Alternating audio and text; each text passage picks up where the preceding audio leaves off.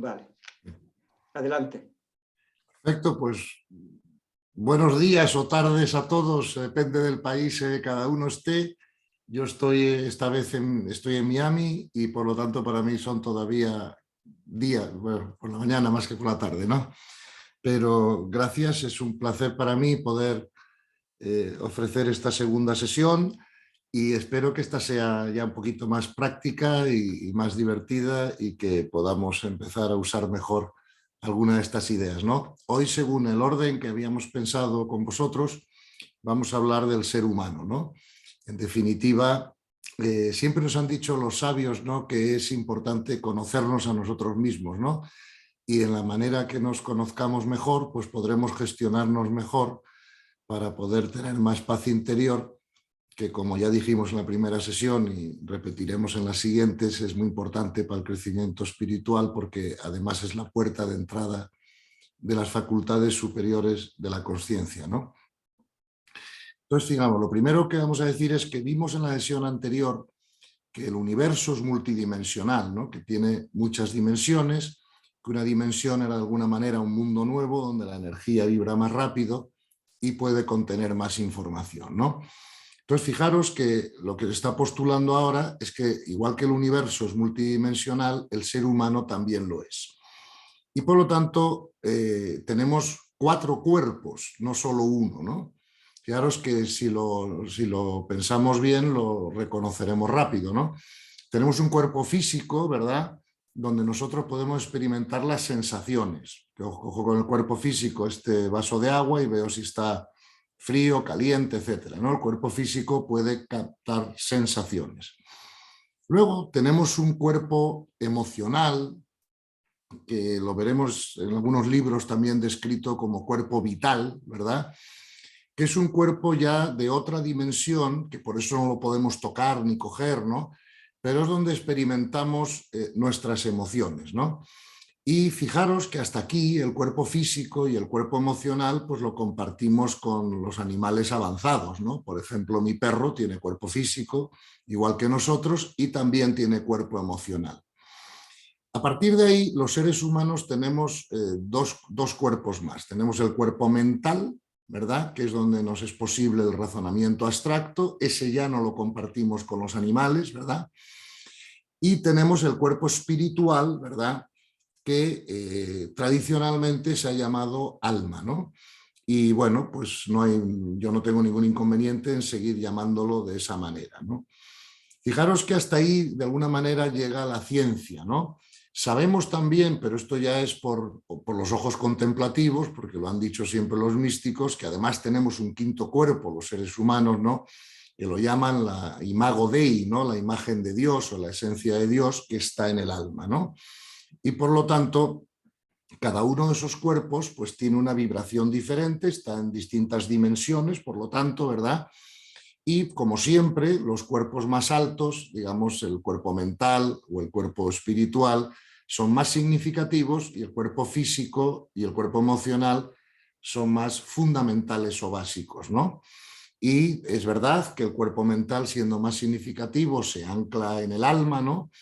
Pero, perdón, el cuerpo espiritual, la mente, por ejemplo, que es más significativa, se ancla en el cuerpo físico, en el cerebro, pero la mente evolutivamente tiene más valor, digamos, que el cuerpo físico o el cerebro, como dije, lo compartimos con otros animales, ¿no? Los perros también tienen cerebro, no tan especializado como el nuestro, no tienen el neocórtex tan desarrollado, pero si les abres el cráneo verás que tienen cerebro, ¿no? Sin embargo, la mente abstracta no la pueden experimentar porque el cerebro no está especializado, ¿no? Entonces, lo importante de entender aquí es que cuando hablamos de un ser humano, me gusta mucho el ejemplo que usa Annie Marquier para describirlo, ¿no? Y dice, el ser humano es como un carruaje de caballos, ¿no?, donde por un lado el carruaje en sí es el cuerpo físico, los caballos son las emociones, ¿no?, que son los que empujan, ¿no?, los que dan la energía, ¿no?, al cuerpo físico del carruaje, y el cochero es la mente, ¿verdad? Y claro, es bueno que los caballos sean fogosos y potentes, pero claro, hay que manejarlos y mantenerlos en control, porque si no pueden salirse de la carretera y tirar con ello el cochero, el coche y todo, ¿no?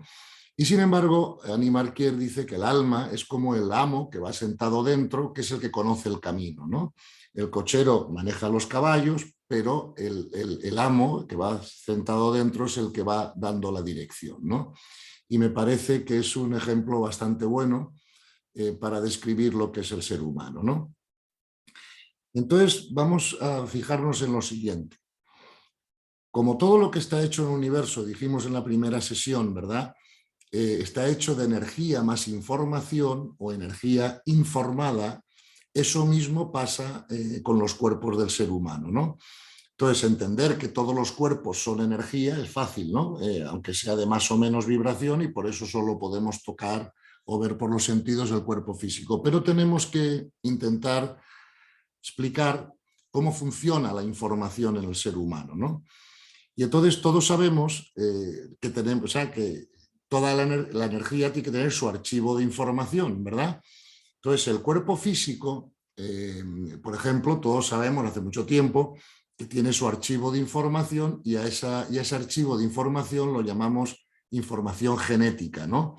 Y la información genética es la que hace pues, que uno sea hombre, otro sea mujer, uno seamos altos o bajos, o tengamos más pelo o menos, o lo que sea, ¿no? Todas las características físicas del ser humano dependen fundamentalmente de ese archivo de información que va ligado al cuerpo humano, ¿no? Y por eso digo, le llamamos archivo genético y la ciencia ya lo conoce.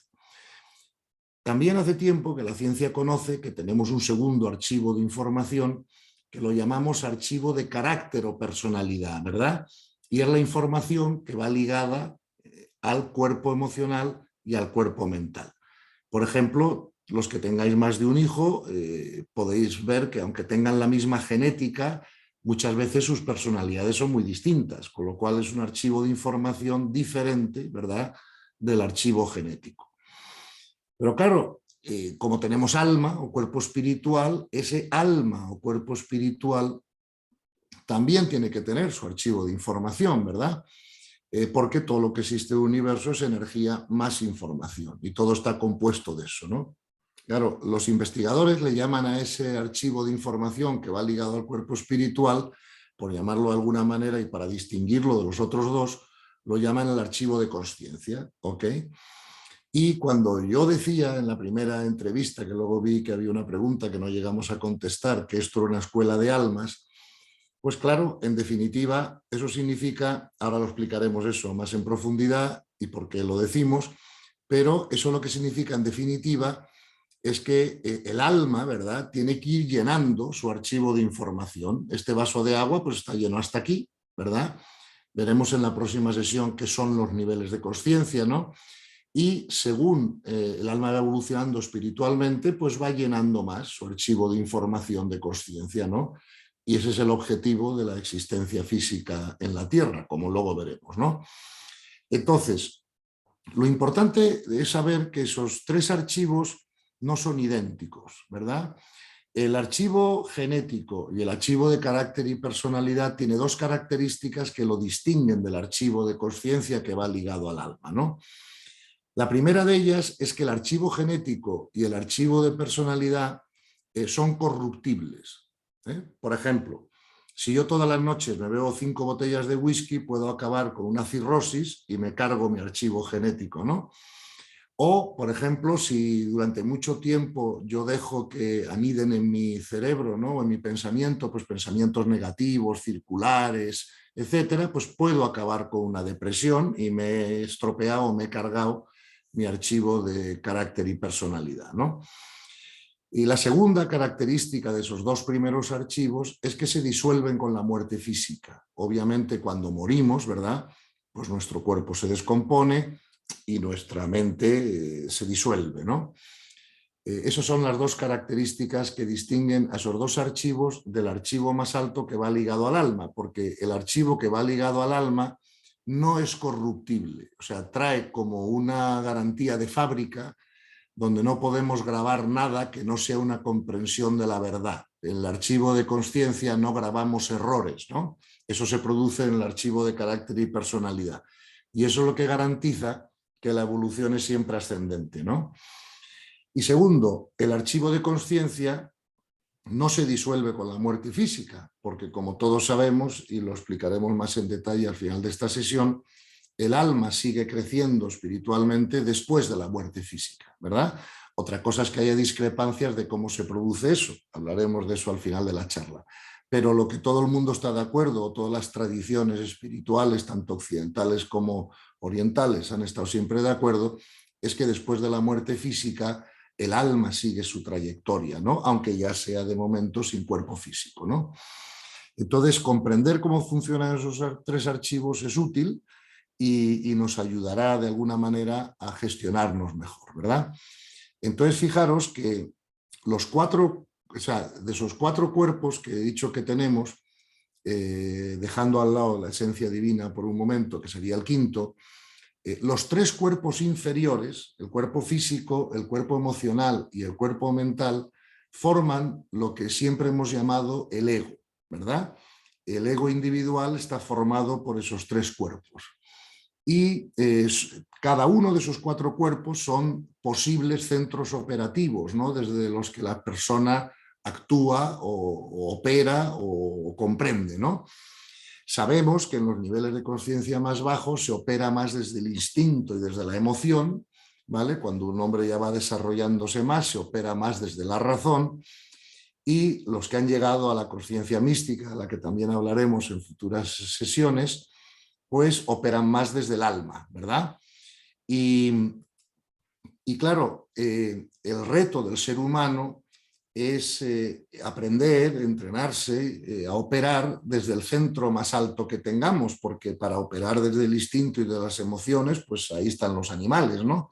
El ser humano debe aspirar a operar más desde la razón e idealmente, y siempre que se pueda, desde el alma, ¿no? Que es el centro operativo, ¿verdad? Más alto que tenemos. Por lo tanto, todos los problemas que tenemos los seres humanos los tenemos porque operamos desde el ego. El ego es el que tiene limitaciones, ¿verdad? Y como dije antes, el ego es el conjunto de esos tres cuerpos inferiores y tenemos que intentar poco a poco aprender a operar desde el alma para que podamos hacer más eficiente el crecimiento espiritual y vivir con más plenitud, ¿verdad? Por lo tanto, todo proceso de crecimiento espiritual es de alguna manera un proceso de trascendencia del ego, ¿verdad? Y hasta que no tengamos el ego trascendido, no tendremos experiencias de nivel místico, ¿verdad? Porque el ego sirve como de paraguas, de alguna manera, ¿no? Por ejemplo, ahora, hoy en día me hace sol, si yo salgo al jardín me va a dar el sol. Y la única manera de que no me dé el sol es que yo me ponga una sombrilla, ¿no? Un paraguas, y entonces bloqueo los rayos del sol, ¿no? El ego del ser humano está bloqueando continuamente, ¿verdad? Pues ese sol, esa gracia, llamémosla como queramos, ¿no? Esa ayuda, ¿no? Que nos viene siempre desde arriba, porque el ego es el responsable de todos los conflictos emocionales, mentales, físicos que tenemos. Esos conflictos hacen bajar nuestra vibración y al bajar nuestra vibración nos es más difícil conectarnos, ¿verdad?, con la información de mayor nivel vibratorio, ¿no? Hace como de cortacircuito, ¿no?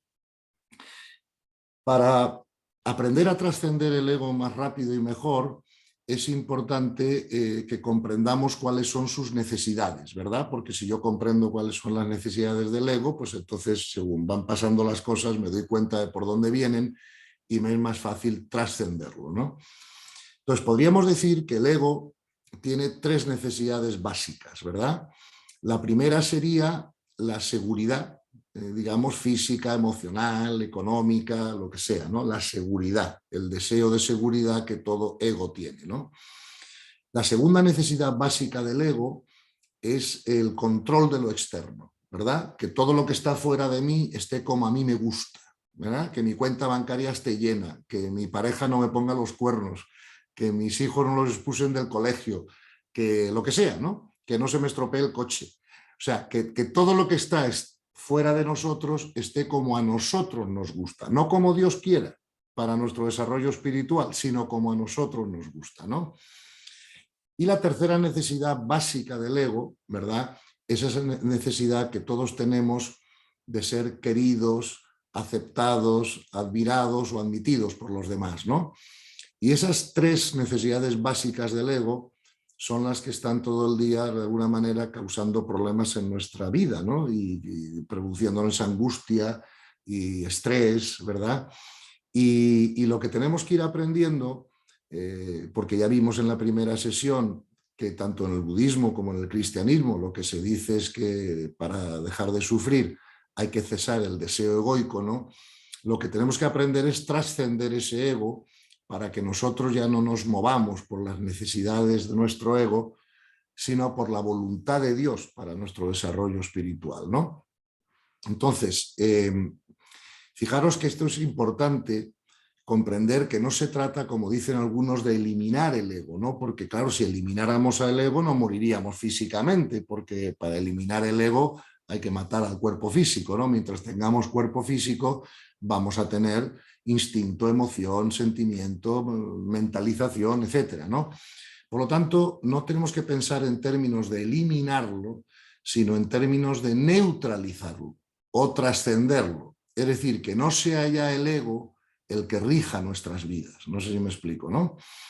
Pero claro, si no tuviéramos ego, pues no podríamos comunicarnos unos con otros, no podríamos actuar en el mundo de alguna manera, ¿no? Necesitamos ese vehículo, ¿verdad?, para poder actuar en el mundo, aprender a través de nuestra actuación, aprender a través de nuestros errores, y por eso el ego es un maravilloso instrumento, ¿verdad?, que Dios nos ha dado para poder crecer espiritualmente cuando estamos encarnados, ¿no?, de la manera más eficiente y más rápida. Por lo tanto, no hay que odiarlo, no hay que considerarlo nada negativo, y desde luego no hay que luchar tanto contra él, porque ahí nos dejamos mucha energía y muchos jirones, ¿no?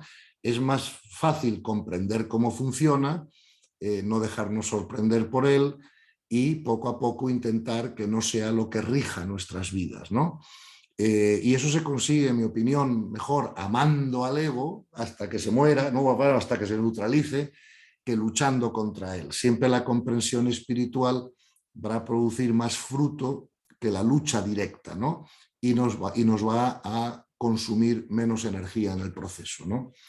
Bien, por lo tanto, vemos que el ser humano tiene ego, ¿verdad? Hemos explicado lo que es el ego, hemos explicado sus necesidades, y eso nos hace comprender más fácilmente por qué el ser humano tiene de alguna manera como tres maneras de recibir información, ¿no?, de comprender la verdad. Una es el instinto, que lo compartimos con los animales, ¿verdad?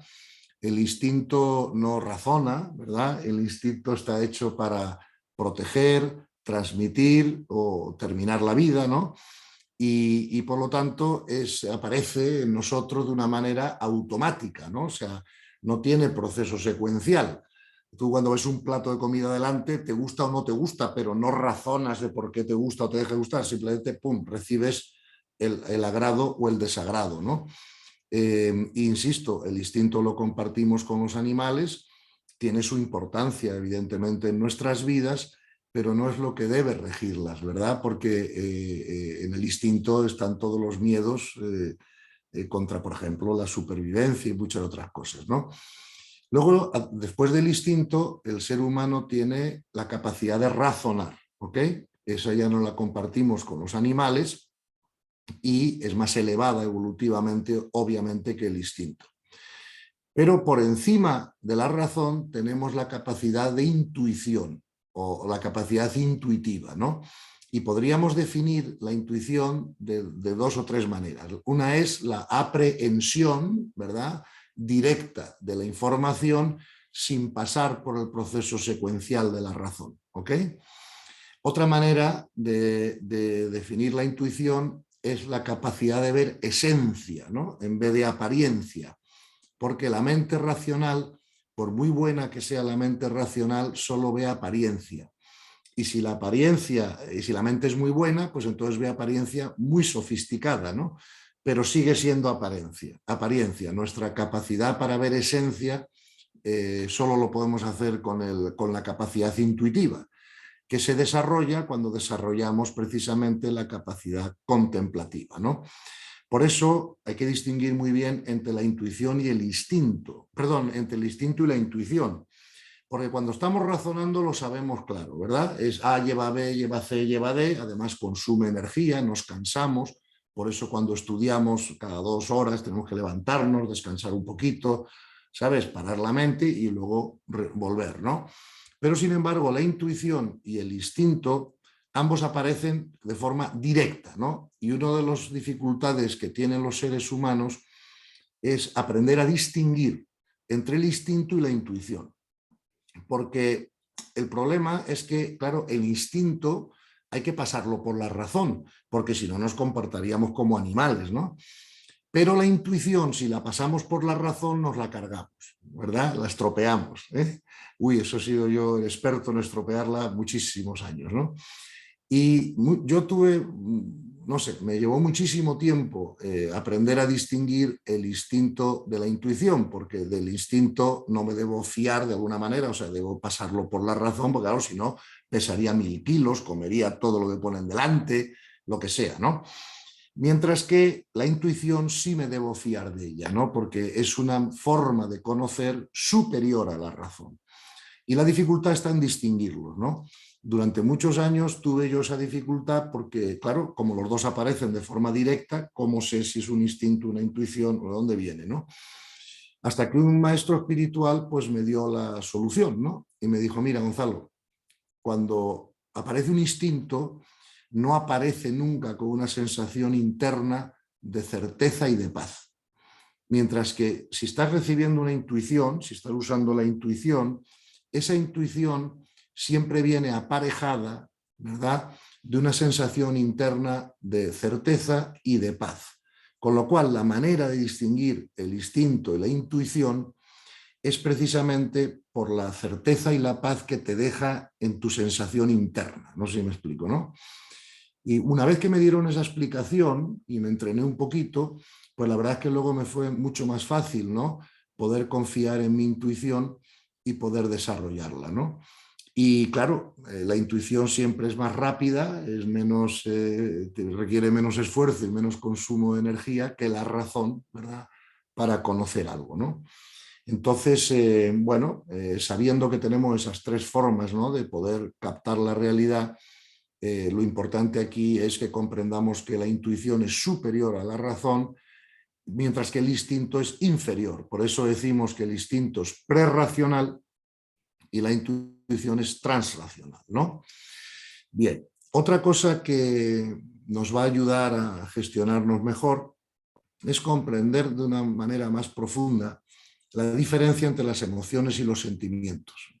Esto es importante porque el ser humano sufre cuando tenemos emociones negativas o sentimientos negativos y por lo tanto para poder sanarlos, ¿verdad?, tenemos que saber mejor qué diferencia hay entre uno y lo otro. Esto es una cosa que sorprendentemente, incluso cuando hablas con psicólogos y psiquiatras especializados, pues no lo tienen muy claro, ¿no? Y a veces se usa la palabra emoción y sentimiento como si fuera lo mismo o indistinto, y no es así, ¿no? Vamos a ver, las emociones y los sentimientos se distinguen fundamentalmente por su origen, ¿eh? Por su origen. Las emociones se originan en el cuerpo instintivo y por eso las compartimos con los animales, ¿verdad? Mientras que el sentimiento se origina en el cuerpo mental, en el campo mental, y por eso se llaman sentimentales, ¿ok? Por lo tanto, mi perro tiene emociones, pero no tiene sentimientos. Lo que nos parece que son sentimientos en el perro realmente son emociones, ¿no?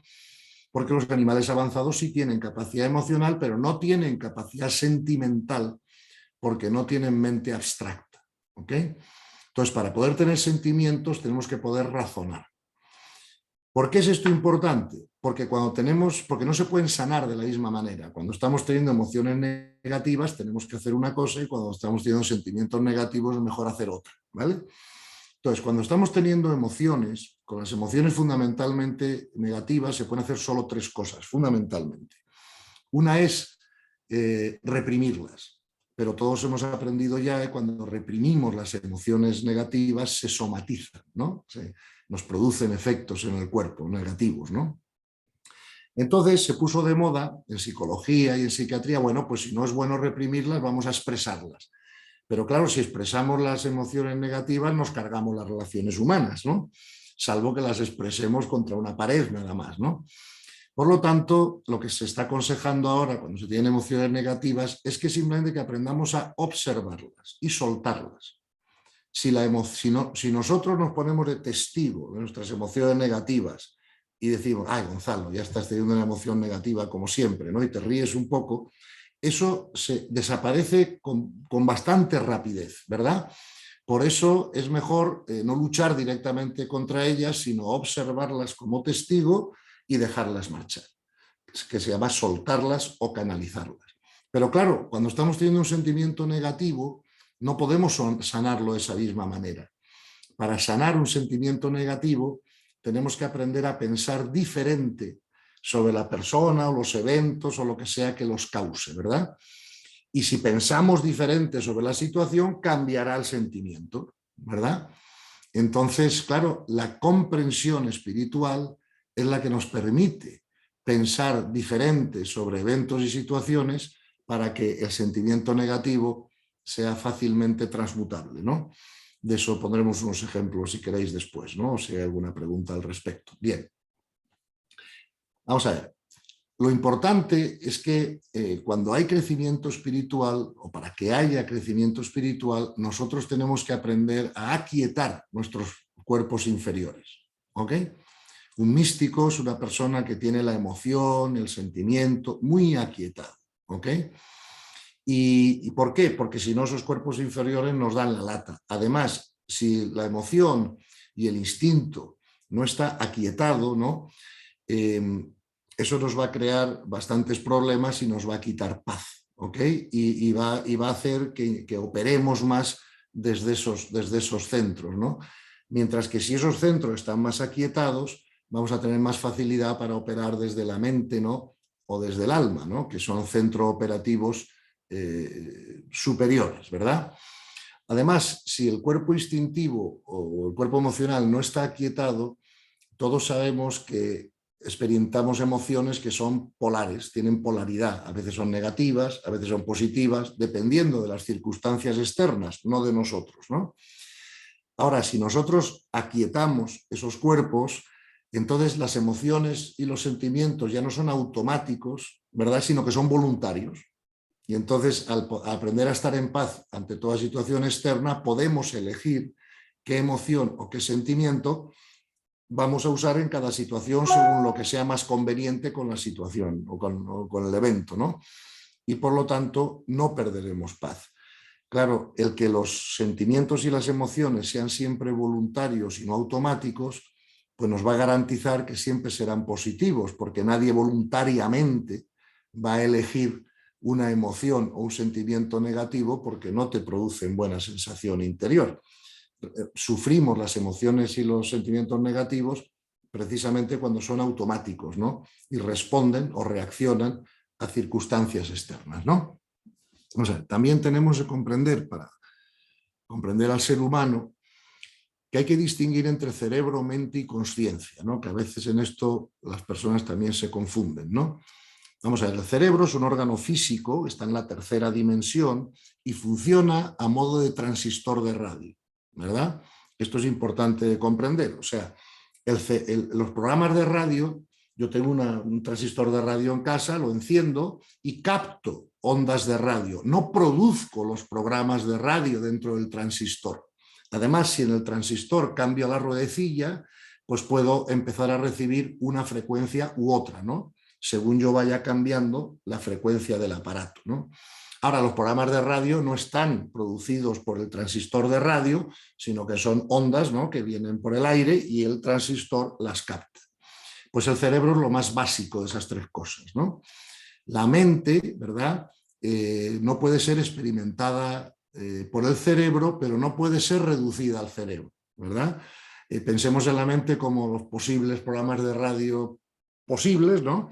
Y nuestro cerebro captará unos o captará otros, depende de la frecuencia, de la energía que yo le ponga al transistor para que capte unas, por eso ponemos FM 94,3, FM 103, Eso no son nada más que distintas frecuencias vibratorias que traen una información, ¿no? Entonces, nuestro cerebro puede captar información de más alto nivel o menos nivel, depende fundamentalmente de nuestro nivel de conciencia y nuestro desarrollo espiritual. Es verdad que hay transistores mejores que otros, transistores que son más potentes, menos potentes, pueden recibir onda corta y onda larga, otros transistores son más simples, pero en definitiva son transistores, ¿verdad? Y captan mente, pero no lo producen, ¿vale? Lo que hay que tener claro también es que la conciencia es superior a la mente, o sea, la conciencia no es un subproducto de la mente o del pensamiento, sino que es un olón de mayor profundidad. Es decir, tanto el cerebro como las emociones, como los sentimientos y como la mente son posibilidades dentro del campo de la conciencia, ¿no? Y por lo tanto, esa distinción jerárquica hay que tenerla clara, ¿verdad? La mente es una de las profundidades posibles de la conciencia, las emociones una profundidad posible de la conciencia, el instinto es una profundidad posible de la conciencia, pero la conciencia engloba a todas ellas y las incluye a todas, ¿no? Y las trasciende a todas. Okay. Entonces, es importante también saber que el cerebro del ser humano tiene 3 capas, ¿verdad? Y que la primera capa es el cerebro reptiliano, ¿verdad? Que es la que compartimos con los cocodrilos y la que nos permite la huida, la defensa, lo que sea. Hay que comprender que el funcionamiento de esa capa es mucho más rápido que las otras dos y que por lo tanto, claro, cuando nos persigue un león, por ejemplo, no nos vamos a parar a pensar en filosofía. Salimos corriendo, nos subimos a un árbol o lo que podamos, ¿no? La segunda capa del cerebro, que se llama el mesencéfalo, es donde se ancla el cuerpo emocional o el cuerpo vital, y la tercera capa, el neocórtex, es donde podemos pensar abstractamente, jugar al ajedrez, en fin, cosas que los animales no pueden hacer, ¿no? Entonces, claro, como veremos en los niveles de conciencia, en los niveles de conciencia más bajos, usan más las 2 partes del cerebro que compartimos más con los animales, ¿no? El cerebro reptiliano y el cerebro el mesencéfalo, ¿no? Y los niveles de conciencia más altos usan más el neocórtex, ¿verdad? Y la mente superior que esas otras mentes, digamos, más inferiores, por así decirlo, ¿no? Y por eso son capaces de no reaccionar automáticamente ante los estímulos externos, sino que de alguna manera tienen ellos la capacidad de elección de cómo reaccionar. Mientras que cuando estamos usando esas capas del cerebro más primitivas, no hay elección de cómo reaccionar. O sea, sentimos la amenaza de un león y salimos corriendo, no sé si me explico, ¿no? Antes de pensar en nada más, ¿no?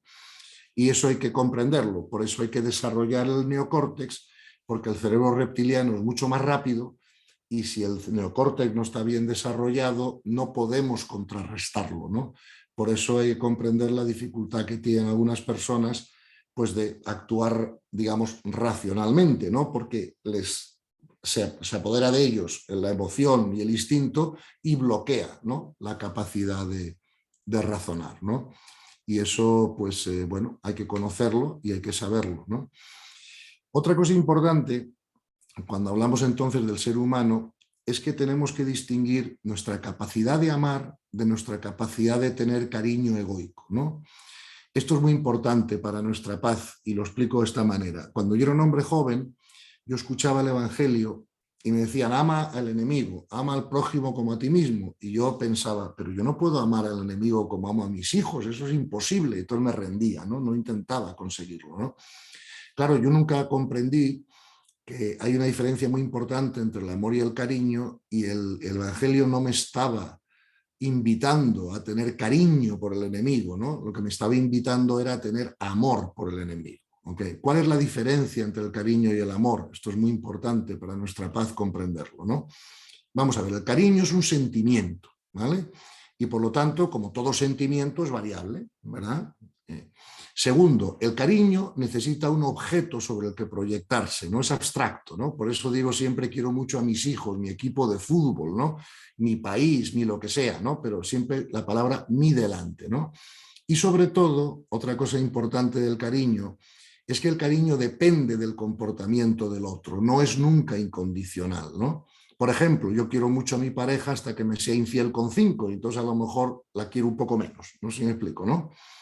Entonces, el cariño es un sentimiento. El amor no es un sentimiento, o sea, nosotros nunca vamos a poder experimentar el amor universal como un sentimiento, no os frustréis por eso, ¿no? Es una comprensión espiritual, ¿no? Te das cuenta que el otro es tu hermano, porque a nivel de alma tiene el mismo padre y que todos estamos en un camino, ¿no?, de crecimiento espiritual donde además unos no necesitamos a otros para crecer, ¿no? Entonces el cariño no está hecho para amar al enemigo, de la misma manera que la nariz no está hecha para escuchar, ¿verdad? La nariz está hecha para oler. Entonces, al enemigo solo se puede amar desde el amor, ¿vale? Y no os frustréis porque no seáis capaz de tener cariño por lo que no es agradable, no sé si me explico, ¿no? O agradable para el ego, ¿no? Fijaros que en español tenemos dos palabras para hablar del amor y el cariño, que es amor y cariño. Pero los griegos usaban 4 palabras, ¿no?, para hablar de esto. Una era estorges, ¿verdad?, que era el cariño que se tiene pues, por el grupo familiar, por la gente próxima y tal. Otra era eros, que se refería al cariño, al amor pasional, ¿verdad?, erótico, etc. Otro era filia, que es el cariño que sentimos por lo que se portan bien con nosotros, ¿no?, digamos el de reciprocidad. Pero finalmente había una cuarta palabra que era ágape y que significaba amor incondicional, ¿verdad? Fijaros que los 3 de los evangelios están escritos en griego y la única palabra que aparece era ágape, ¿verdad? Filia aparece un par de veces, pero es para explicar una parábola, ¿no? Pero la enseñanza de Jesús era el ágape. Y ese ágape no es un cariño sentimental, sino que es una comprensión espiritual de amor. No sé si me explico, ¿no? Entonces, en la medida en que nosotros vayamos situándonos más en el amor, ¿verdad?, en vez de tanto en el cariño egoico, pues haremos más eficiente nuestro crecimiento espiritual y nos será por primera vez posible, por ejemplo, amar al enemigo, ¿no? Pero no intentemos tener cariño por el enemigo porque eso va a ser imposible y nos va a frustrar, ¿ok?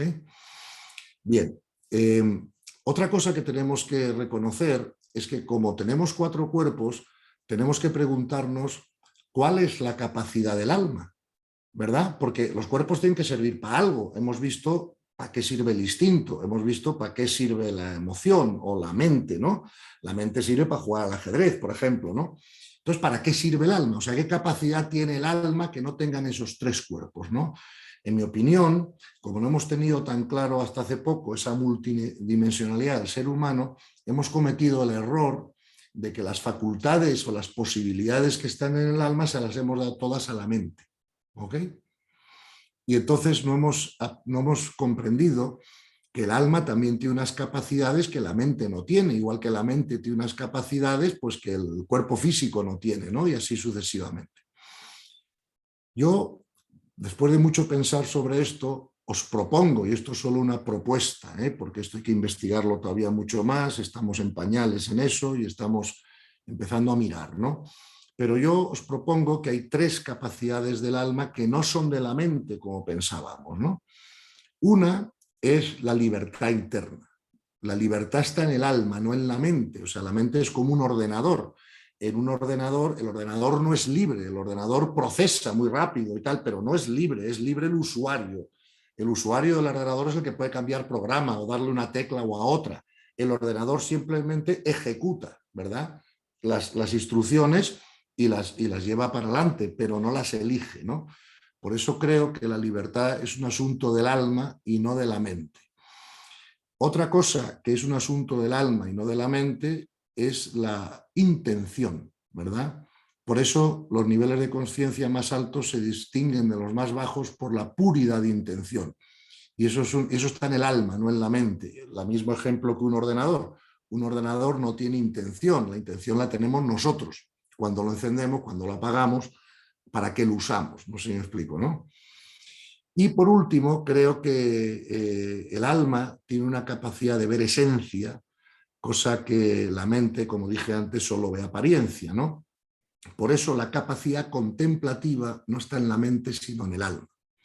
Y solo se desarrolla cuando sabemos neutralizar la mente, como todos sabéis, los que estáis en este camino, ¿no? Parar la mente para que podamos intuir, ¿no? Con más facilidad y no haya cortacircuitos, ¿no? Por eso podemos decir que la individualidad está en el alma, pero la personalidad está en el ego, ¿no? Y también tenemos que comprender que el ser humano no es un ser físico, ¿no? Que está teniendo una experiencia de trascendencia, sino un ser espiritual que está teniendo una experiencia de aprendizaje, ¿no? Esta es la diferencia fundamental entre Aristóteles y Platón, y ahora la ciencia le está dando más, y los místicos siempre le han dado más la razón a Platón, y la ciencia ahora también. Por eso podemos decir que el ser humano es un espíritu encarnado en el tiempo con una intención de aprendizaje. No es un ser físico que está teniendo una experiencia de trascendencia. Nuestra casa no es esta. Nuestra casa está ahí arriba y venimos aquí al colegio, ¿no? Eso es lo que hay que comprender. Por lo tanto, esta no es nuestra casa, este es nuestro colegio. Fijaros que esto se está comprendiendo ya en todas las tradiciones, y hace poco leí un escrito de Benedicto XVI donde decía por primera vez: estoy preparándome para volver a casa. No dijo para morir, no dijo para ir al cielo, dijo para volver a casa. ¿Ok? Y esto es importante que lo comprendamos. No estamos en nuestra casa, estamos en un colegio haciendo un curso de aprendizaje. ¿Eh? Por lo tanto, podemos ver al ser humano como un alma en evolución. El otro día había una pregunta en la charla, creo, decía: ¿por qué afirmas tú, Gonzalo, que el ser humano es un alma en evolución? Digo, mira, pues por dos razones fundamentales. Porque lo han dicho siempre los místicos, y dos, porque ahora la ciencia lo hace comprender bastante fácil, ¿no? Porque el cuerpo espiritual es el más significativo, es el que nos va a durar eternamente, y no tiene mucho sentido que nos identifiquemos con lo que nosotros hay solo de provisional, ¿no? Aunque nos engañen los sentidos en darle a eso realidad, y al alma no, porque no la vemos o la tocamos, pero eso no quiere decir que no exista, ¿no? Entonces, ¿por qué digo que los místicos han dicho siempre eso? Mira, si me permitís, os voy a citar una cita que tengo en mi libro de Espiritualizarse, de San Basilio de Cesarea, que es un padre de la Iglesia, ¿no? Como sabéis, hay creo que 15 padres de la Iglesia, ¿no? Nombrados padres de la Iglesia: San Alfonso Ligorio, San Basilio, San Agustín, Santo Tomás y alguno más, ¿no? Bueno, pues San Basilio dice textualmente, perdonad que lo voy a leer, como siempre, para no equivocarme, ¿no? Dice: descubrirás finalmente que el mundo es realmente la escuela donde las almas racionales se educan. ¿Okay? Cita de San Basilio, concretamente la podéis encontrar en el Hexaemerón, homilía 1.6. ¿Okay? Esto es la tradición cristiana. En la tradición oriental se afirma lo mismo, ¿no? Por lo tanto, si comprendemos que esto es una escuela de almas, pues claro, nuestra perspectiva cambia, ¿no? Y a veces, entonces, lo que nos apetece es que, bueno, que nos manden cosas más difíciles, pues para acabar el curso más rápido. Yo recuerdo que cuando tenía 15 años me aburría del colegio. Mi colegio era un colegio solo de chicos, yo quería ir a la universidad porque había chicas y chicos y era más libre todo y tal, y adelanté un curso en verano. Mis amigos se fueron a la playa, ¿no? Pero yo adelanté un curso porque quería acabar cuanto antes y ya irme a lo mejor, ¿no? Pues con esto del alma nos pasa lo mismo. Cuando veamos cosas que no son agradables para nuestro ego y nos quiten un poquito la paz, esto nos demuestra que las necesitamos para crecer, porque si no, no nos quitarían la paz. Y por lo tanto, en vez de rechazarlas, las podemos agradecer. Y entonces hacemos nuestro crecimiento mucho más rápido, ¿no? Fijaros que el otro día Pablo hizo una introducción, como siempre, extraordinaria, ¿no? a estas sesiones, ¿no? Y dijo: hombre, he hablado mucho de estos temas ya con Gonzalo, y para mí eso evidentemente ha sido un privilegio, ¿no? Poder hablar con Pablo en profundidad de estas cosas. Y me dice: estamos de acuerdo en casi todo, pero no en todo. Y digo: sí. Pues mira, en esto que os voy a decir ahora, creo que es uno de los puntos donde a lo mejor no estamos tan de acuerdo. Fijaros que me pasó lo mismo con Rafael Domingo, ¿no? Rafael Domingo Oslé es el coautor de este libro Espiritualizarse. Él es un académico, ¿no? De primerísimo nivel. Ha sido contratado por la Universidad de Emory, Estados Unidos. Él es un experto en el mundo del derecho y en el mundo de la teología, y ahora mismo pues, es el profesor de la Universidad de Emory en el departamento de Derecho y Religión, ¿no? Él es un hombre profundamente católico, un gran conocedor de la teología católica y católico practicante, ¿no? Y esta menor importancia que yo le doy al cuerpo, sé que le ha chocado a Rafa y le ha chocado a Pablo, ¿no? Bien, porque es verdad que la doctrina católica en la actualidad le da más importancia al cuerpo de lo que yo le doy, ¿no? Estamos todos de acuerdo, y lo decimos lo digo en el prólogo, y también Pablo está de acuerdo conmigo, que el alma es más importante que el cuerpo. Lo que pasa es que yo al cuerpo le doy mucha menos importancia que le da Pablo o que le da Rafa Domingo, ¿no? Y no pasa nada. Bueno, simplemente es una opinión que tampoco es tan distinta porque ambos estamos de acuerdo, todos estamos de acuerdo que el alma después de la muerte física sigue su crecimiento espiritual o su purificación o como la queramos llamar, ¿no? Lo que pasa es que yo he visto que si le damos menos importancia al cuerpo, vamos a tener más paz interior, porque digamos, todos los avatares, ¿verdad?, que le pasa al ser humano, les pasa en el cuerpo, no en el alma. O sea, el alma no va a tener un cáncer, el alma no va a morir en un accidente de tráfico, no sé si me explico, ¿no? Entonces, en la medida en que nos identificamos más con el alma y menos con el cuerpo, facilitamos nuestra paz interior. Creo que además eso está más en consonancia, ¿verdad?, con la ciencia moderna que explicamos ayer, por el tema multidimensional. El cuerpo es más fundamental, pero es menos significativo. El alma vive eternamente sin cuerpo, no sé si me explico, ¿no?, después de la muerte física. O sea que en ese sentido es mejor, pero vamos, comprendo que ellos pueden tener razón y yo no, ¿eh? O sea que, y sé que la doctrina católica considera al ser humano una persona que es una unión entre alma y cuerpo. Pero incluso San Agustín, si lo leéis a fondo, él explica que su opinión, claro, es que el alma preexiste al cuerpo, ¿no? Y cuando veamos los niveles de conciencia veremos que todas las personas al momento del nacimiento tienen, igual que tienen IQs, o sea, coeficiente intelectual diferente, tienen también distinto nivel espiritual o nivel de conciencia en el alma en el nacimiento. Entonces la pregunta es, ¿de dónde viene eso, no? Si el alma se crea al mismo momento que el cuerpo, ¿no?, pues claro, vendrían todas con la misma información y eso está comprobado que no es así. Entonces tendríamos que explicar qué recorrido previo, ¿no?, ha podido tener el alma para que ya desde el momento del nacimiento, de alguna manera, las personas tengan distinto nivel de conciencia, ¿no? Entonces, este es un tema que dejo abierto y que cada persona obviamente puede pensar como quiera al respecto, pero bueno, tenemos que decidir qué importancia o no le vamos a dar al cuerpo físico, ¿no?, en nuestro pensamiento o en nuestra identificación. Entonces, claro, cuando cambiamos de contexto, ¿no?, pues algunos problemas del contexto anterior, como dijimos en la primera charla, pues se van resolviendo por sí solos, ¿no? Os pongo un ejemplo. Fijaros que durante muchos años hemos tenido un conflicto entre creación y evolución, ¿verdad? O eres darwinista o eres creacionista, ¿cuál de los dos tiene razón? Las personas, unos están a favor de uno, a favor de otro. Por ejemplo, si subimos de contexto, nos damos cuenta que ambos tienen parte de razón y ambos tienen parte de error. La solución al conflicto, por ejemplo, ¿no?, de la creación y de la evolución, es pensar que la solución está en un término que se llama emergencia o creación continuada, ¿verdad? Entonces, sí, la creación continuada aparentemente parece una evolución, pero no es una evolución desde abajo arriba, sino de arriba abajo, ¿no? La conciencia va creando distintas formas según es conveniente y eso a nosotros nos parece que es evolución, pero no es evolución, es emergencia o creación continuada, ¿no? Pues con esto es lo mismo. Tú tienes que, el contexto mental, ¿verdad? Tenemos que elegirlo, entre otras cosas, por los frutos que dé. En el Evangelio, cuando le preguntan a Jesús por unos profetas o por otros, o por unas ideas o por otras, Jesús siempre contestó, por sus frutos los conoceréis, ¿no?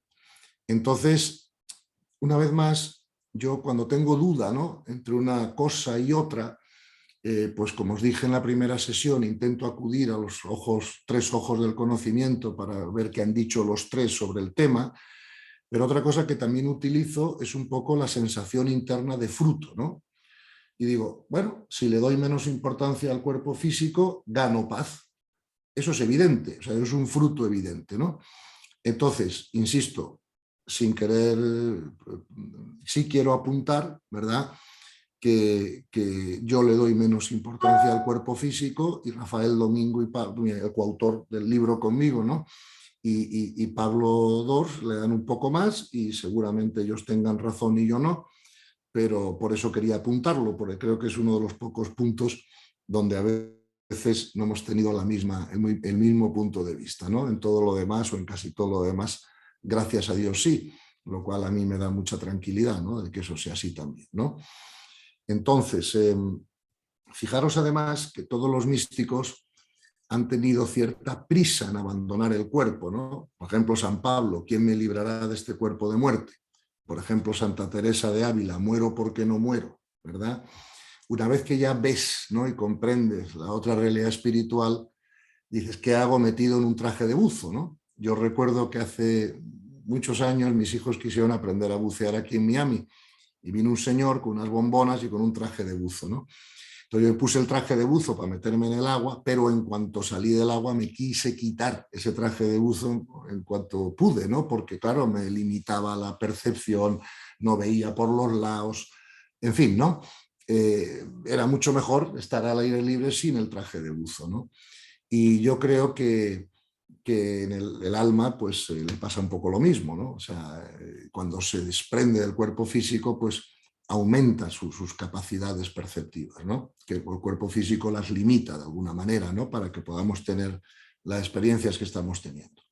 Entonces, este es un apunte que simplemente quería, ¿verdad?, dejar ahí para que cada uno pues pueda resolver este tema como le parezca mejor, ¿no? Pero en todo caso, tanto si creemos que el cuerpo físico tiene poca importancia o ninguna, como en mi caso, ¿no?, o que tiene más importancia, como puede ser el caso de Pablo y de Rafael Domingo, lo que sí tenemos que comprender es que en todo caso el alma es más importante, ¿no? Con lo cual le demos la importancia que le demos al cuerpo, por favor, situémonos en el alma, ¿no? Y termino con esto, ¿no?, para que pueda haber preguntas, pero fijaros que eso queda claro en el Evangelio, la primacía del alma sobre el cuerpo en tantas enseñanzas de Jesús, ¿no? Por ejemplo, si te escandaliza tu mano, arráncatela, más vale perder la mano que estropear el alma, ¿no? O por ejemplo, no os preocupéis, San Mateo, no os preocupéis de los que maten el cuerpo, no pueden matar el alma, ¿no? O otra, ¿no? Y vendrán guerras y tribulaciones, pero no os preocupéis porque son necesarias, ¿verdad? ¿Necesarias para qué? Para el desarrollo del alma, aunque muera el cuerpo, ¿no? El hecho de que Dios disponga de alguna manera, ¿no?, de los cuerpos con tanta facilidad y mueren en terremotos, en accidentes de tráfico, con enfermedades, con guerras, etcétera, pues me indica a mí que lo que busca, digamos, Dios, ¿no?, es el crecimiento del alma, ¿no?, y que si para eso tiene que sacrificar un cuerpo, pues no hay mucho problema en ello, ¿no? Entonces, esto nos resuelve, por último, quizá esta famosa pregunta de la teología que tan difícil era de resolver, ¿no? ¿Por qué le pasan cosas malas a gente buena, ¿no? Me acuerdo que una niña de 10 años le preguntó eso al Papa en un vídeo y el Papa le contestó, bueno, hija, esto es una cosa que la teología sigue trabajando y tal, ¿no? Claro, vistas las cosas desde la multidimensionalidad, como nosotros hemos explicado hoy, pues claro, nos damos cuenta que esa pregunta no tiene respuesta fácil porque la pregunta está mal formulada, ¿no? Es que no le pasa nunca nada malo a gente buena, ¿no? Sí por gente entendemos almas, ¿verdad? ¿Me explico? Le pasan a los cuerpos, pero a las almas no. Y por lo tanto, para un alma tener un cáncer no necesariamente es nada malo. Tengo muchos amigos míos que después de tener una enfermedad importante, pues han tenido una transformación espiritual, ¿no? Con lo cual, pues se puede convertir en bueno y no en malo. Depende del punto de vista que estemos usando. Lo que nos pasa es malo para el cuerpo, pero es también malo para el alma. Esa es la pregunta que tenemos que hacernos, ¿no? Y muchas veces descubriremos de que no es así, ¿verdad? Y por lo tanto, bueno, tenemos que tener claro que le demos más o menos importancia al cuerpo, el alma es prioritaria y que tenemos que aprender a operar desde ese centro operativo y comprender que todo lo que nos sucede va dirigido a la evolución de nuestra alma, aunque ponga en peligro al cuerpo, ¿vale? Entonces, con esto termino la presentación, que ya han pasado 40 o 50 minutos, y si os parece, dejamos tiempo para las preguntas que tengáis. Gracias, Gonzalo. Muchas gracias por esta preciosa charla sobre el alma. Hay muchas preguntas, así que seleccionaremos algunas. Hay una muy bonita que dice, Gonzalo, cuando volvemos a casa tras la muerte física, ¿podría quedar algún vestigio del archivo de personalidad aún habiendo trascendido el ego? En mi opinión, vamos a ver, en mi opinión ocurre esto. Sabemos que vivimos en un campo de conciencia que lo llamábamos los campos akáshicos en la primera sesión, o los campos AS, o los campos 0 con Z, donde todo queda grabado. Es decir, es verdad que el ego se disuelve, ¿verdad? El archivo de personalidad se disuelve, pero no antes de grabarlo en esos campos, ¿ok? Luego lo que queda de ello es una grabación, por así decirlo, ¿no? No queda el cuerpo en sí mismo, ¿no? Pero queda una grabación de todo lo que ese cuerpo ha experimentado, ¿no? Y por lo tanto, podemos decir que el cuerpo en sí mismo no perdura después de la muerte, ¿verdad? El alma ya no necesita mente, ¿verdad? O instinto para seguir percibiendo, creciendo y purificándose, pero sí se graban en esos registros akáshicos o en ese campo de conciencia todas las experiencias o todos los eventos o todo lo que sea que esa personalidad ha experimentado mientras ha estado activa, ¿ok? Aunque esa personalidad ya no acompaña al alma después, pero sí quedan grabadas sus experiencias. Eso es como contestaría la pregunta. Hay mucho interés por el alma entre los asistentes, entre los participantes. Preguntan si el alma es individual. Sí. También preguntan si puedes aclarar la diferencia entre alma y espíritu, por ejemplo. Voy a intentarlo, porque vamos a ver. Es que esto a veces es una cuestión de semántica más que otra cosa, ¿no? Bueno, ¿qué queremos decir cuando pronunciamos la palabra, ¿no? Vamos a ver, yo creo que el alma es espíritu individualizado, ¿vale? O sea, creo que los hijos de Dios son las almas, no los cuerpos. Y creo que lo que está hecho a imagen y semejanza de Dios es el alma y no el cuerpo, puesto que Dios no tiene cuerpo físico, ¿no? Otra cosa distinta es que Jesús se haya encarnado, pero Dios no tiene cuerpo físico, ¿no? Entonces, creo que el espíritu es un espíritu, es el mundo espiritual, es el espíritu que es unificado como la consciencia, ¿no? Y creo que el alma es un espíritu individualizado. Digo que es espíritu porque no es material como el cerebro, ¿no? Y es individualizado porque cada alma tiene sus experiencias y es hijo de Dios, ¿no? Y lo que el alma va aprendiendo a hacer con el tiempo y el crecimiento espiritual es ir uniéndose con Dios, ¿no? Pero claro, mi alma es distinta que el alma del vecino y tiene un distinto nivel de conciencia y tiene como veremos en otras charlas, hasta un destino distinto, ¿no? Hay almas que tienen que pasar por unas experiencias y otras almas tienen que pasar por otras. Por eso yo decía que la individualidad está en el alma, ¿verdad? Y por lo tanto es individual el alma. Para mí, en mi concepción semántica de las cosas, el espíritu es unificado, como es unificada la consciencia, ¿verdad? Otra cosa es que cada uno de nosotros participemos de más o mayor o menor profundidad de la consciencia, pero la consciencia es un campo unificado. Fíjate que yo, desde el punto de vista de la física, yo podría definir el alma como un paquete de energía con información individualizado. Pero el alma tiene que tener un continente, porque si no, no sería individualizado, ¿no? Igual que el cuerpo tiene un continente de alguna manera, ¿no? Aunque luego en la realidad eso no es tan claro, pero vamos, para nuestros sentidos es claro, ¿no? Y creo para mí, ¿no? Mi manera de comprenderlo es que el espíritu es uno y el alma son espíritus individualizados. Aquí hay otra pregunta muy hermosa que dice, ¿cómo explicar la acción de Dios en la interioridad del ser humano? Buah, es que explicar a Dios y sus acciones es un poco, no sé, es un poco imposible para nosotros, ¿no? Lo que sí sabemos, ¿verdad? Porque además nos lo dice el Evangelio, es que el sol siempre está brillando para los justos y para los injustos. O sea, siempre hay una acción de Dios hacia nosotros. También nos dice el Evangelio, tú da un paso hacia mí que daré 100 hacia ti, ¿no? Es más, sin la gracia de Dios no podríamos, vamos, ni existiríamos, ni podríamos hacer nada y tampoco creceríamos espiritualmente. Por lo tanto, sí que hay una acción continuada, ¿no? De Dios en nosotros. Y yo creo que el trabajo del ser humano, el más importante es quitar obstáculos para que esa acción se pueda dar, ¿verdad? Y los obstáculos están en el ego, ¿verdad? Entonces, cuando trascendemos el ego, esa acción de Dios puede actuar mucho mejor en nosotros que si no trascendemos el ego porque la estamos bloqueando. ¿Cómo se produce? Hombre, yo me puedo imaginar, ¿no? Que, bueno, que es la atracción, ¿verdad? Que las energías de más lenta vibración, como hemos dicho siempre, tienen sobre los de más lenta vibración. Pero supongo que comprender en profundidad el mecanismo, ¿no?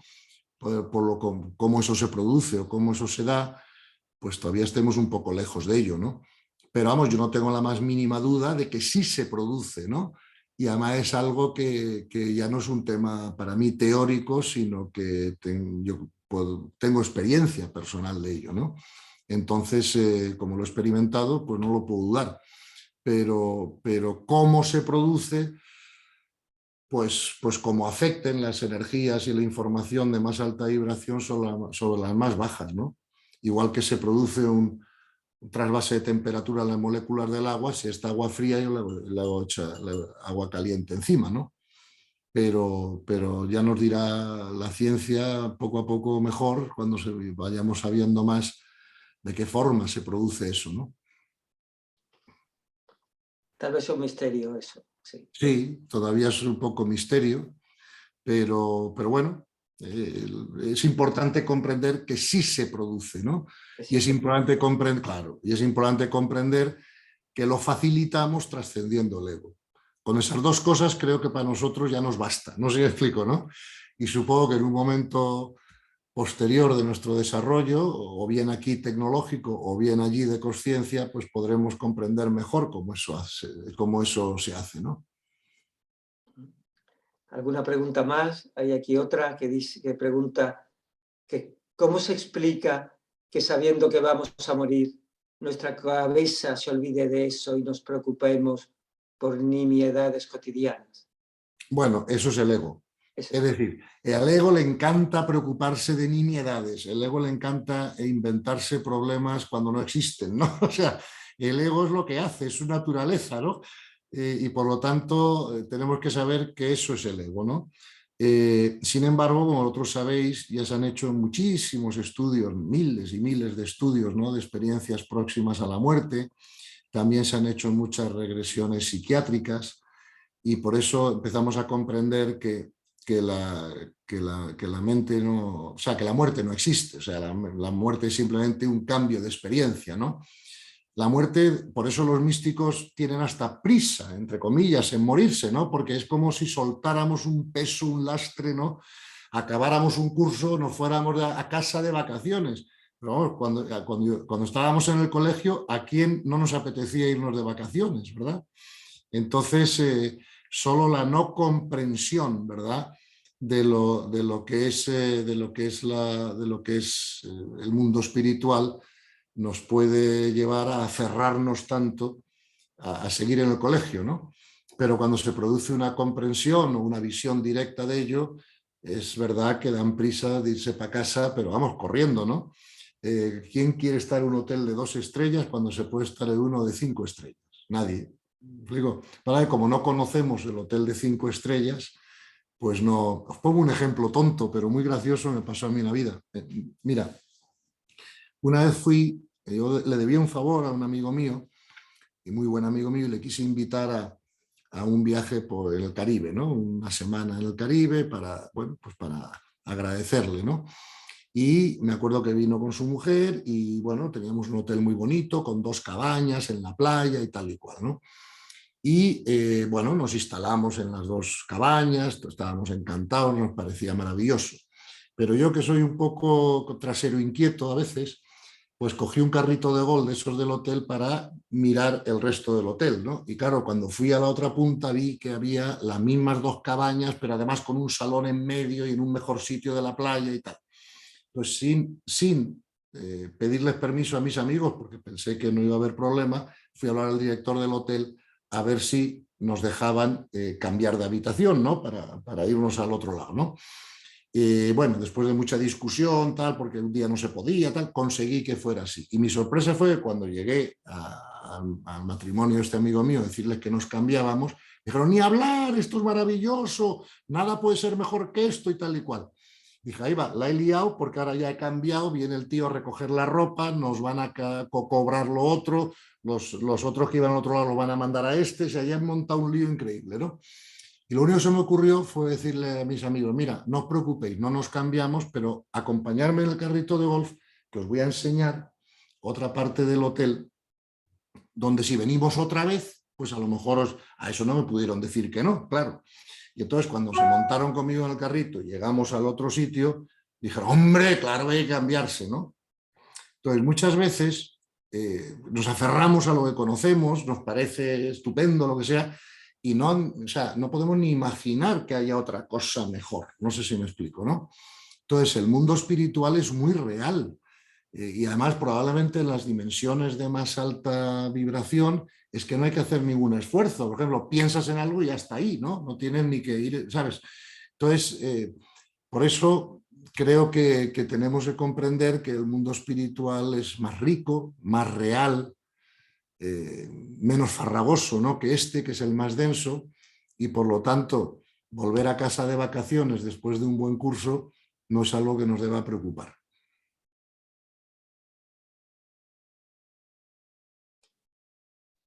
Gracias, Gonzalo. Una última cuestión. Dice, la capacidad del alma de ver esencia es la capacidad contemplativa. Sí. Entonces, ¿cómo defines la intuición? ¿Es lo mismo? Vamos, sí, la intuición es lo mismo. Como os dije antes, la intuición es la aprehensión con H directa de la información. También se puede definir como la capacidad de ver esencia. Hay algunos autores que también la definen como la capacidad de reconocer patrones, ¿verdad? Pero yo creo, personalmente creo, que la capacidad de reconocer patrones podría ser también una capacidad mental, ¿no? De la mente que hace una síntesis, ¿no? Que relaciona bien unas cosas con otras. Para mí la intuición la definiría como la aprehensión con H directa de la información sin pasar por el proceso secuencial de la mente, ¿verdad?